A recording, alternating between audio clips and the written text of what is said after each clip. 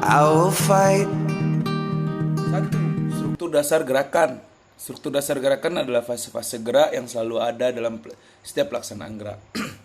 Dalam struktur ini ada fase utama dan fase akhir. Fase awal disebut juga fase persiapan, yaitu persiapan terhadap segala persyaratan yang dibutuhkan untuk pemecahan tugas gerakan utama. Fase utama adalah pencapaian tujuan gerakan. Pada dasarnya, fase utama ini realisi dari semua fase awal atau fase persiapan. Fase akhir adalah fase di mana dilakukan pengembalian seluruh keseimbangan tubuh dalam pelaksanaan gerakan dalam fase utama. Pengertian struktur dalam gerak dapat diartikan sebagai susunan gerakan. Dengan demikian, pengertian struktur dapat diterjemahkan sebagai susunan dari suatu gerakan. Susunan dasar dalam hal ini adalah susunan yang selalu ada dalam pelaksanaan suatu gerakan. Susunan gerakan yang dimaksud berhubungan fase-fase gerak, yaitu fase awal, utama, dan akhir. Struktur selalu menggambarkan suatu susunan tertentu disebabkan karena struktur dasar gerak olahraga merupakan suatu komponen yang mempunyai hubungan yang sangat erat dengan komponen-komponen lainnya. Struktur dasar gerakan adalah fase-fase gerak yang ada selalu dalam setiap pelaksanaan gerak. Dalam struktur gerak ada fase awal, utama, dan akhir. Fase awal disebut fase persiapan, yaitu persiapan terhadap segala persyaratan yang dibutuhkan untuk pemecahan tugas. Fase utama adalah pencapaian tujuan gerakan. Pada dasarnya fase utama merupakan realisi dari semua fase awal dan fase persiapan. Fase akhir adalah fase di mana dilakukan pengembalian seluruh keseimbangan tubuh selama melaksanakan dasar-dasar utama.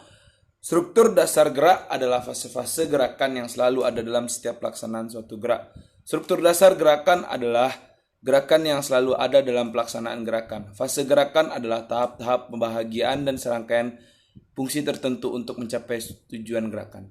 Yang kedua, contoh konkret fase-fase dan fungsi fase gerakan. Fase gerakan terbagi 3 bagian, yaitu fase awal, fase utama, dan fase akhir. Contoh fase-fase pada salah satu cabang olahraga lompat jauh dan sebagai berikut. Fase awal, seluruh gerak dan atau aktivitas yang dilakukan sebelum menolak pada balok tumpuan seperti meliputi mengambil, awalan, ancang-ancang, membangun, kecepatan dan percepatan menempatkan kaki tumpu pada balok tumpuan.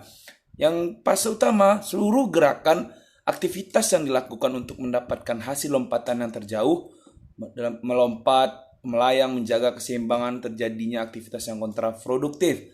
Yang ketiga, fase akhir. Seluruh aktivitas yang dilakukan setelah mendarat, yaitu menjaga keseimbangan untuk mencegah terjadinya hal-hal yang bersifat kontraproduktif. Fase belajar gerak. Yang pertama, fase kognitif, mengetahui dan memahami konsep gerak mekanisme. Yang kedua, verkapitular. Yang ketiga, rencana gerak. 4, mencoba-coba gerakan. Selanjutnya, B, fase asosiatif, mencoba gerakan keleluasaan, merangkaikan gerakan, mengetahui dan mengenali kesalahan gerak, menjadikan rangkaian gerakan secara efisien.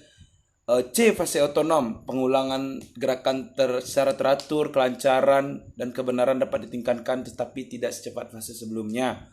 Tingkat penguasaan, gerakan keterampilan secara otomatis.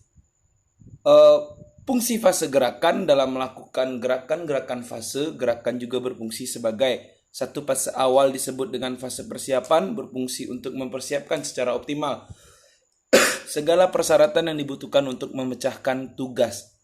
Gerakan yang terjadi pada fase utama meliputi pembangunan, pengkoordinasian, kekuatan, kecepatan, dan percepatan. Dua fase utama berfungsi untuk memecahkan tugas utama gerakan. 3, fase akhir berfungsi untuk menggalikan keseimbangan tubuh. Sekian, terima kasih.